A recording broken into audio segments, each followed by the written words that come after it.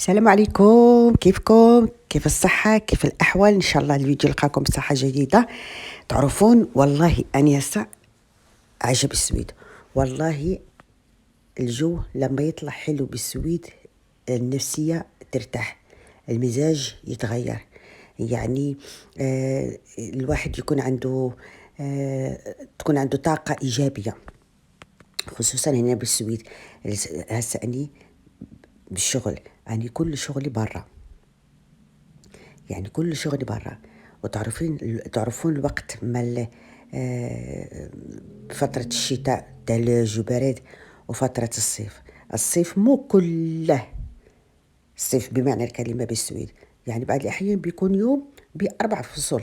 هسه استغلت الفرصة دي، ماشي حارجع للوكال، أنا شغلي كله برا، وأريد أشارك معكم الجو هنا بالسويد.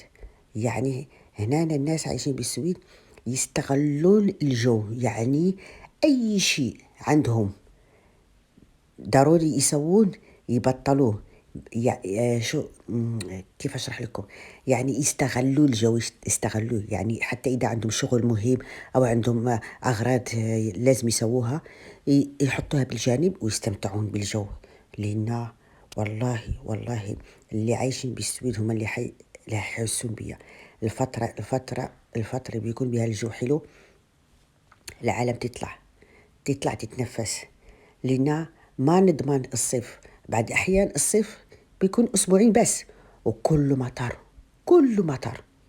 والله إذا تستمتع مرة أسبوع مرة أسبوعين، والباقي كله مطر. يعني عشان كده الكآبة تصعد. والله عشان كده أريد أشارك معكم المنظر ده. أنا رايحة للوكال لأن شغلي كله برا. هنا المدرسة مال الصف الابتدائي، وبعدين أريد أشارك معكم المواد الغذائية هنا بالسويد، خصوصا الخضروات والفواكه. أريد أشارك معكم الأسعار. نار نار نار نار. هسني رايحة داخل المحل، وأريدكم تباوعون على الأسعار، تشوفوا النار غلاء الأسعار هنا بالسويد، خصوصا الخضروات الفواكه كله غالي. لكن ضمن من ضمن الأشياء دي الخضروات والفواكه.